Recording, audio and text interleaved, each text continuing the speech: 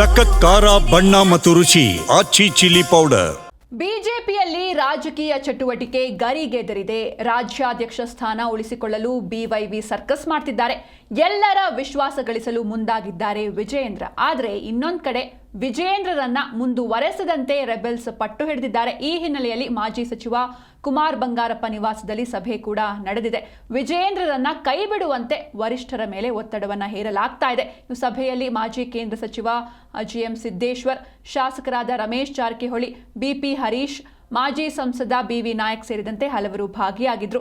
ವಿಜಯೇಂದ್ರರನ್ನ continue ಮಾಡದಂತೆ high command ಮೇಲೆ ಒತ್ತಡ ಹೇರೋದಕ್ಕೆ ನಿರ್ಧಾರವನ್ನ ಮಾಡಲಾಗ್ತಾ ಇದೆ. ಒಂದ್ ಕಡೆ ಬಿಜೆಪಿಯಲ್ಲಿ ಒಂದು ರಾಜಕೀಯ ಚಟುವಟಿಕೆ ಗರಿಗೆದರ್ತಾ ಇದೆ. ರಾಜ್ಯಾಧ್ಯಕ್ಷ ಸ್ಥಾನವನ್ನ ಉಳಿಸಿಕೊಳ್ಳೋದಕ್ಕೆ ಬಿವೈ ವಿಜಯೇಂದ್ರ ಸರ್ಕಸ್ ಮಾಡ್ತಿದ್ದಾರೆ. ಹೀಗಾಗಿ ಎಲ್ಲರ ವಿಶ್ವಾಸವನ್ನ ಗಳಿಸೋದಕ್ಕೆ ಮುಂದಾಗಿದ್ದಾರೆ ವಿಜಯೇಂದ್ರ. ಆದ್ರೆ ಇನ್ನೊಂದು ಕಡೆ ವಿಜಯೇಂದ್ರರನ್ನ ಕಂಟಿನ್ಯೂ ಮಾಡಿಸಬಾರ್ದು ಅಂತ ರೆಬೆಲ್ಸ್ ತಂಡ ಏನಿದೆ ಅದು ಪಟ್ಟು ಹಿಡ್ಕೊಂಡು ಕೂತಿದೆ. ಮಾಜಿ ಸಚಿವ ಕುಮಾರ್ ಬಂಗಾರಪ್ಪ ನಿವಾಸದಲ್ಲಿ ಸಭೆ ಕೂಡ ನಡೆದಿದೆ. ವಿಜಯೇಂದ್ರರನ್ನ ಕೈ ಬಿಡುವಂತೆ ವರಿಷ್ಠರ ಮೇಲೆ ಒತ್ತಡವನ್ನ ಹೇರಲಾಗ್ತಾ ಇದೆ. ಸಭೆಯಲ್ಲಿ ಮಾಜಿ ಕೇಂದ್ರ ಸಚಿವ ಜಿಎಂ ಸಿದ್ದೇಶ್ವರ್, ಶಾಸಕರಾದ ರಮೇಶ್ ಜಾರಕಿಹೊಳಿ, ಬಿಪಿ ಹರೀಶ್, ಮಾಜಿ ಸಂಸದ ಬಿವಿ ನಾಯಕ್ ಸೇರಿದಂತೆ ಹಲವರು ಭಾಗಿಯಾಗಿದ್ರು.